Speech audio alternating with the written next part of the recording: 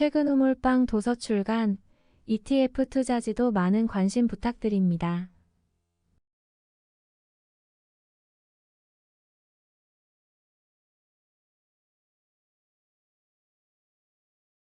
안녕하세요. 퇴근은 몰빵입니다. 오늘은 계속해서 하락을 되돌리지 못하고 있는 2차 전지 쪽 섹터를 한번 살펴보고 주요 기업들의 3분기 실적 내용을 한번 살펴봄으로써 언제 반등이 나올 수 있을지에 대해서 한번 이야기를 해보려고 합니다.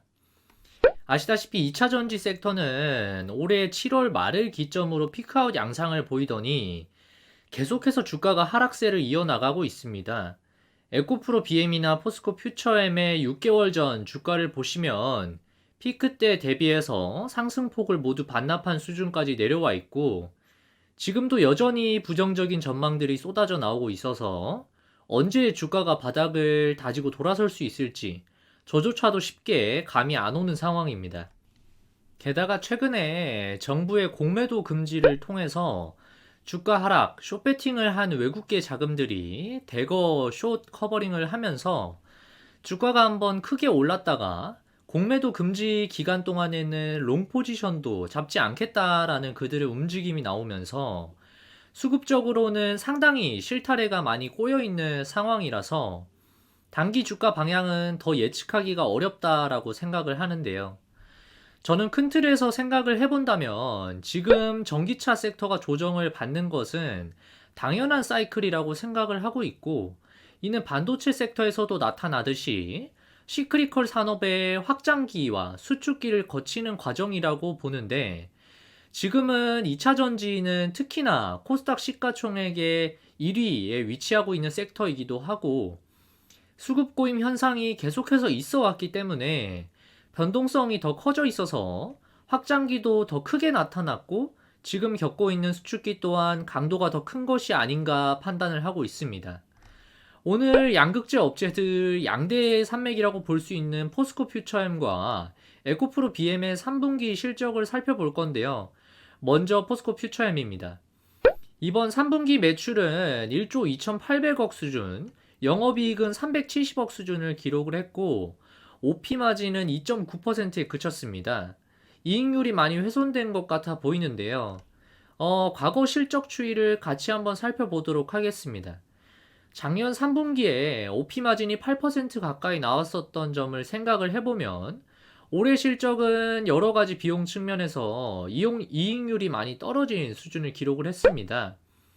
이거는 이제 분기 영업이익을 보여주는 차트인데 보시다시피 몇 년 전과 비교를 해보면 당연히 영업이익 규모는 추세적으로 커지고 있지만 이익률을 보시면 계속 연간 최대 이익을 기록한 분기의 이익률 수준이 낮아지는 그러니까 OP 마진이 계속 조금씩 떨어지는 상황에 직면해 있는 것으로 볼 수가 있습니다.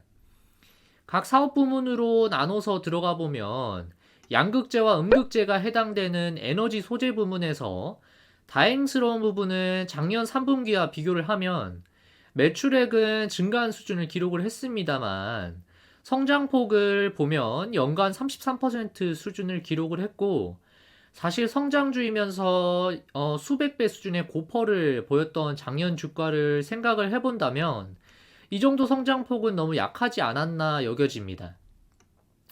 그래도 한 가지 생각해 볼 필요가 있는 것은 포스코 퓨처엠이 이미 수주받은 양극재 공급 계약만 100조 원을 넘는 수준이고 대표적으로 삼성 SDI와 스텔란티스 합작법인에 공급하기로 한 NC의 양극재만 40조 규모이기 때문에 계약 체결 당시에 양극재 쇼티지 현상이 기대가 됐었던 시장 상황을 고려를 해본다면 양극재 양산 업체가 경쟁력 있는 수주 조건을 받았을 것으로 판단이 됩니다. 때문에 수주받은 기간 안에서는 납품이 연기가 될 수 있겠지만 장기적으로 수주 계약을 철회를 한다거나 자동차 OEM 업체가 일방적으로 기수주받은 계약의 규모를 마음대로 줄이는 것은 현실적으로 향후에 상승 사이클이 왔을 때 감당하기 어려울 수 있고 위약금이나 법적 이슈에 따라서 쉽지 않을 것으로 보고 있습니다. 양극재 업체들의 계속되는 주가 조정 현상은 크게 두 가지 정도로 간단하게 요약을 해볼 수가 있겠는데 첫 번째는 리튬 가격 하락에 따른 마진율 축소, 두 번째는 전기차 수요 둔화에 따른 판매량 전망치의 하향 조정입니다. 사실 전기차 수요 둔화의 이유를 한번 찾아보자면 너무나도 많은 요인들이 있을 겁니다. 경기가 어려워지고 있는 상황에서 고금리가 계속됨에 따라서 할부 이자금 부담도 증대가 되고 개인들의 소비 여력이 축소가 되면 자연스럽게 자동차 판매량이 줄어들 수밖에 없습니다. 연쇄작용으로 이렇게 판매량이 떨어지게 되면 완성차 업체들의 입장에서는 고금리에 비싼 이자를 내면서 공격적으로 증설을 위한 투자를 단행하는데도 불구하고 이익이 많이 남지 않는 상황이다 보니까 공장의 완공 시점을 늦춘다거나 판매량 계획을 낮춰서 조절하는 등의 움직임을 보이고 있고, 이는 다시 양극재 업체들로 전이되면서 가동률이 떨어지게 되는 악순환으로 이어지게 되는 셈입니다.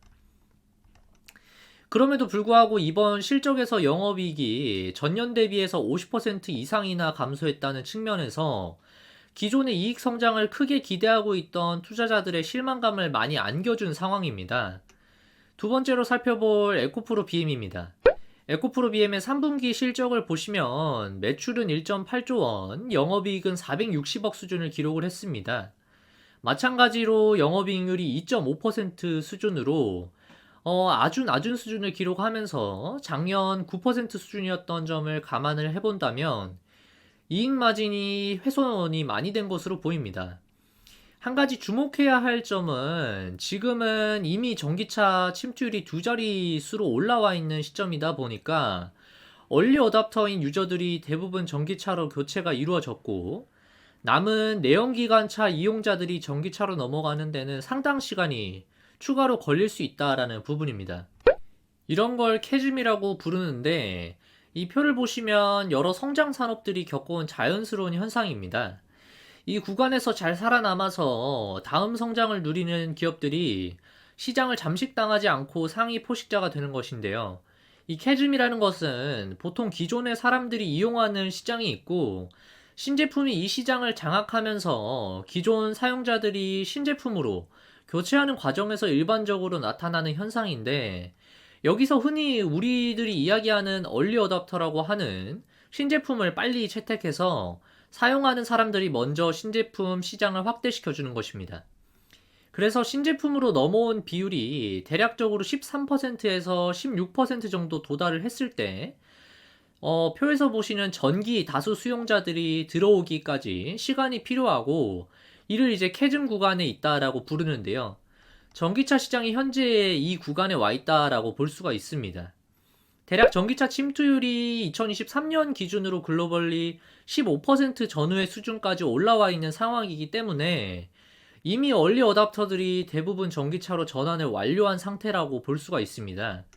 이러한 캐즘이라는 현상은 당연스럽게도 다양한 제품군에서 나타나고 있고, 보시다시피 과거 애플의 스마트폰 시장 진출 당시에도 이 캐즘 현상이 나타났었습니다.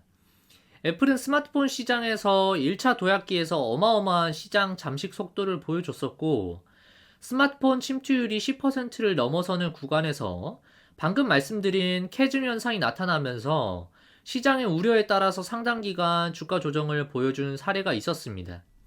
그래서 전기차 시장에 이 현상을 대입을 해본다면 정확하게 일치하지는 않을 수 있겠지만 지금의 수요 둔화는 일시적이라고 볼 수 있고, 캐즘 구간이 지나가는데 시간이 상당 부분 걸릴 수가 있고, 이 구간이 잘 지나가면 2차 성장 사이클이 온다라는 생각을 하고 있습니다. 다만 얼마나 길게 나타날지에 대해서는 주요 차량 메이커들의 전기차 생산 일정이나 판매량을 주목하면서 전기차 업황 반등을 기다려 봐야겠습니다. 시장에서는 이러한 판매 부진에 따른 업황 부진이 내년 하반기쯤으로 들어갈 때면 어느 정도 회복해서 에코프로 BM의 마진율이 한 자릿수 후반까지 올라올 것으로 전망을 하고 있는데, 개인적인 생각으로는 만약 시기가 그쯤이 된다라고 하면 주가는 그보다 더 빨리 움직일 가능성이 높다는 생각을 하고 있습니다. 반도체 섹터와 마찬가지로 주요 고객사들의 생산량이나 가동률 조정이 기사로 언급되기 시작한다면 업황 반등의 시그널을 읽은 투자들이 자금을 다시 매수에 붙일 가능성이 있기 때문이겠죠. 또 한 가지 지켜봐야 되는 부분은 리튬 가격의 추이입니다. 에코프로 BM의 양극재 판매 단가를 나타내는 차트를 한번 보시면 2023년 1월부터 계속해서 판매 단가가 낮아져 왔고, 이는 결국 리튬 가격의 하락과 연동되어 있다는 점이 확연하게 눈에 띄는 모습입니다. 다만 이 부분은 꼭 생각을 해야 하는 것이, 반도체 산업과 비슷하게 2차전지 양극재 쪽도 분명히 과점화되어 가는 구조로 바뀌고 있고, 그 시장에서 주요 플레이어라고 할 수 있는, 그러니까 북미에서 특히 대량 생산 체제를 갖추고 있는 기업이 현저히 적고, 그 안에서 한국의 양극재 업체들이 높은 비중을 가지고 캐파를 확대하고 있다 보니까 앞으로 업황이 반등하게 될 경우에는 이 구간에서 결국 대량 양산이 준비가 된 업체들이 시장을 무서운 속도로 잠식해 나갈 가능성이 커 보입니다. 보시다시피 에코프로 BM의 양극재 캐파는 현재 20만 톤 수준에서 2025년이면 48만 톤까지 확대할 장기적인 계획을 가지고 있고, 이미 북미의 공장을 착공에 들어가 있는 상황이고, 글로벌 주요 고객사들의 수요 이연이 나타나더라도 대부분은 1년 이내로 계획된 플랜대로 증설이 나타날 가능성이 상당히 높다고 보입니다. 왜냐하면 여러 이해관계자들이 들어와 있기 때문에 단순히 고객사가 늦춰줘라고 한다라고 해서 수십 조가 들어가는 증설 플랜이 무산될 수는 없기 때문입니다. 오늘 에코프로 BM과 포스코 퓨처엠 두 개 기업의 3분기 실적을 통해서 전기차의 업황 반등이 언제쯤 나올지에 대해서 이야기를 나눠봤는데요. 요약을 한번 해보자면 크게 우리 개인 투자자들이 집중해야 할 것은 두 가지 정도로 정리를 해볼 수가 있겠습니다. 첫 번째는 매출과 관련된 부분인데요. 결국에는 글로벌 셀메이커, 완성차 업체들의 수요가 얼마나 다시 올라갈 수 있을지를 지켜봐야 할 겁니다. 저는 테슬라가 최근에 가격 인상을 나서는 움직임을 봤을 때 시기적으로 그렇게 오래 걸리지는 않을 것으로 보고 있는데, 포드나 GM 그리고 스텔란티스의 전기차 판매량과 계획을 면밀히 지켜보셔야 할 겁니다. 그리고 두 번째는 이익과 관련된 부분이겠죠. 리튬 가격의 하락에 따른 양극재 판가 하락 영향이 어느 정도 돌아서기 시작하면 그때가 국내 양극재 업체들의 마진율 반등의 시그널로 작용하지 않을까 싶습니다. 다만 리튬 가격이 단순히 바닥을 다지는 수준으로는 쉽지 않을 것으로 생각을 하고 있고, 리튬 가격이 턴어라운드가 나오는지에 주목을 하면서 내년 상반기에 적절한 매수 타이밍을 잘 노린다면 전기차 2차 성장 국면에서 경쟁력이 있는 한국 기업들의 실적 성장과 함께 우리 구독자님들의 계좌도 같이 성장할 수 있는 그런 기회가 있기를 바랍니다. 오늘 제가 준비한 영상은 여기까지입니다. 제 영상이 도움이 되셨다면 구독과 좋아요 부탁드리고 알림 설정까지 해두시면 다음 영상도 놓치지 않고 받아보실 수 있습니다.